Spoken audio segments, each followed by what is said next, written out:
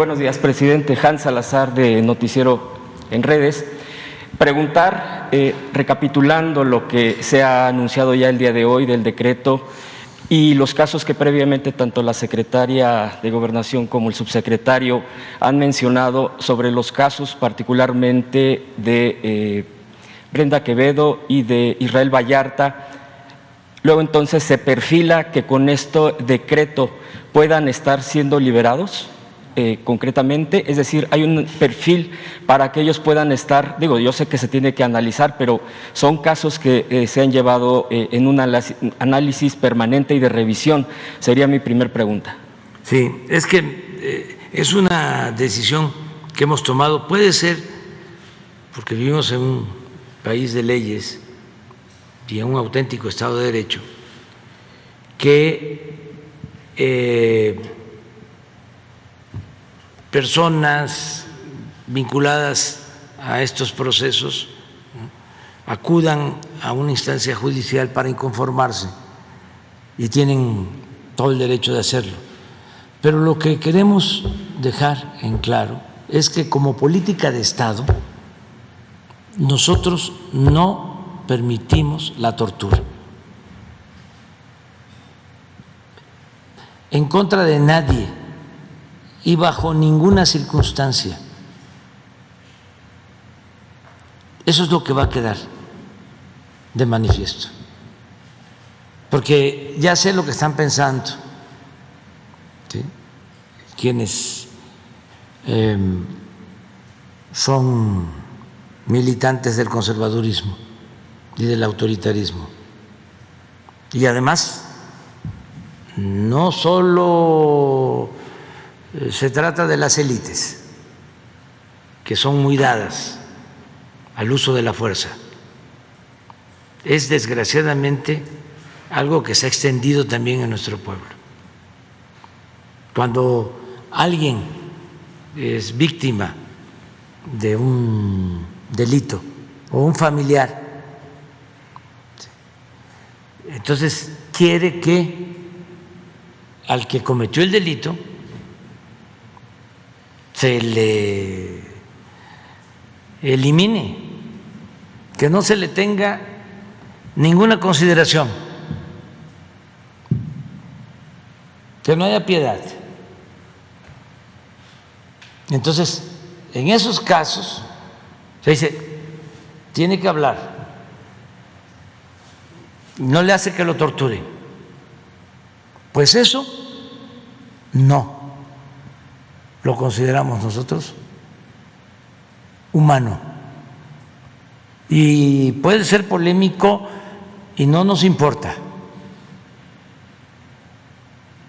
pero no podemos nosotros continuar con esas prácticas medievales completamente contrarias a los más elementales derechos humanos. ¿De qué sirve estar hablando? Es como el caso de la educación, guardada las proporciones, que nos importa mucho la educación, que la educación de nuestros hijos, que la educación para el desarrollo, que la educación para superarnos, y no queremos regresar a la escuela, que porque se van a contaminar todos los niños. Bueno, ¿y qué pasa en otras partes?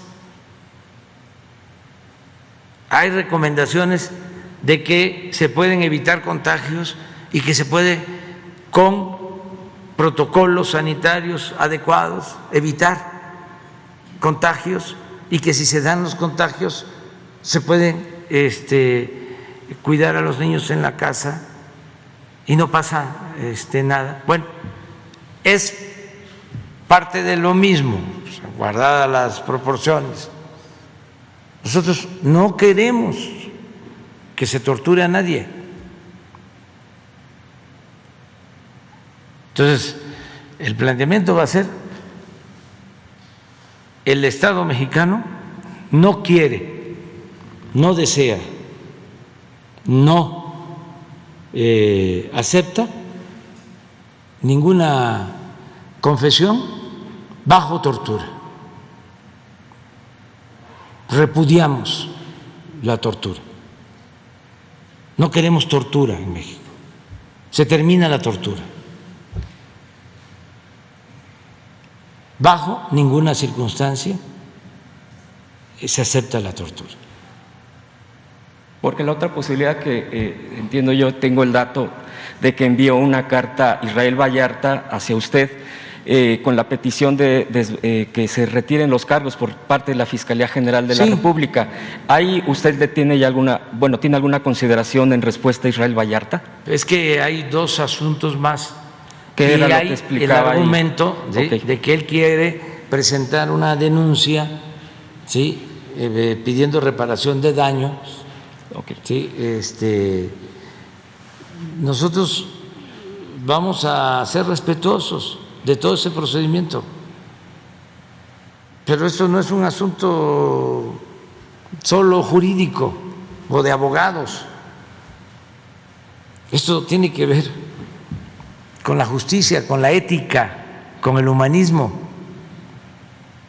Entonces, lo que podemos hacer es lo que ya aquí se ha presentado. Hemos planteado. Otro caso que he presentado, presidente, en este mismo espacio, en esta conferencia de usted, es el caso de Pablo Green.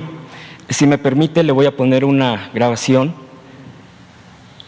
Señor presidente de los Estados Unidos Pablo mexicanos, licenciado Andrés Manuel López Obrador, con el debido respeto que usted se merece, por medio de este audio me permito presentarme. Me llamo Pablo Green Salamanca.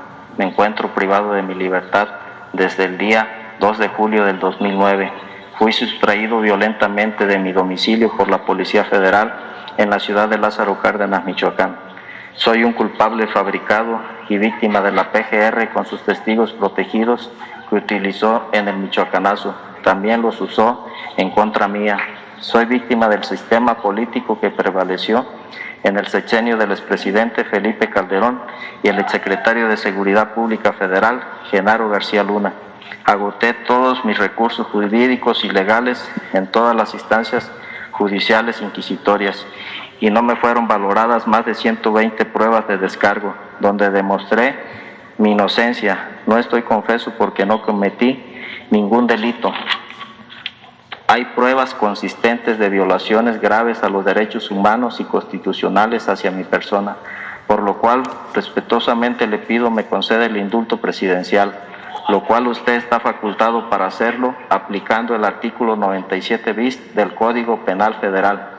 Agradeciendo de antemano su atención a mi petición, confío en usted de que tiene la voluntad de hacer justicia y que personas inocentes como yo no estén en prisión siendo inocentes.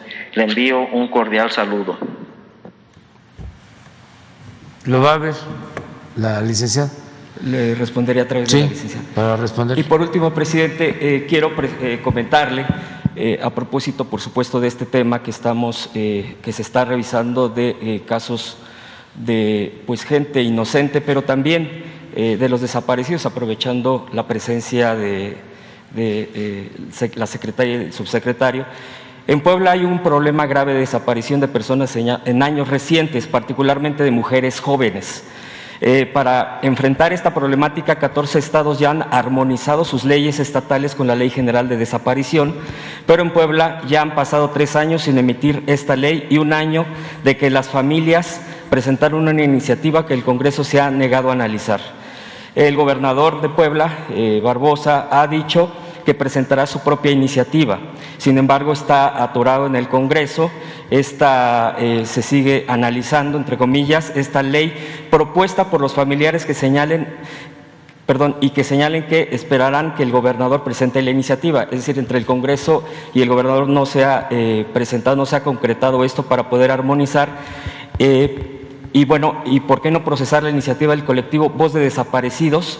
Es el colectivo que también ha estado impulsando esta ley y que ha tenido observaciones positivas de la Comisión Nacional de Búsqueda de Naciones Unidas para los Derechos Humanos y de la Cruz Roja Internacional. Sería mi pregunta si tienen información al respecto y qué postura se tiene desde el gobierno federal en este tema de los desaparecidos, que sigue siendo un tema muy doloroso para el país y, presentado por este colectivo de familiares, madres, padres de principalmente mujeres en el estado de Puebla, presidente. Le agradezco mucho que me haya dado la palabra. Sí, yo pienso que Miguel Barbosa va a presentar esta iniciativa. Él es abogado, pero además es una gente sensible a estos hechos lamentables, y me gustaría que Alejandro les explicara lo que estamos haciendo en general. Por supuesto, estamos en comunicación con el colectivo. Es un colectivo que incluso ha mantenido un plantón fuera del Congreso del Estado. Conocemos la iniciativa, hemos hecho una valoración, creo que es una iniciativa muy importante. El gobernador ha planteado presentar una iniciativa también. Todos consideramos que pueden discutir el Congreso a la brevedad estas dos iniciativas. Y ahorita, terminando esta conferencia de prensa, me voy a trasladar coincidentemente al estado de Puebla, estaré con el gobernador y será uno de los temas que abordemos.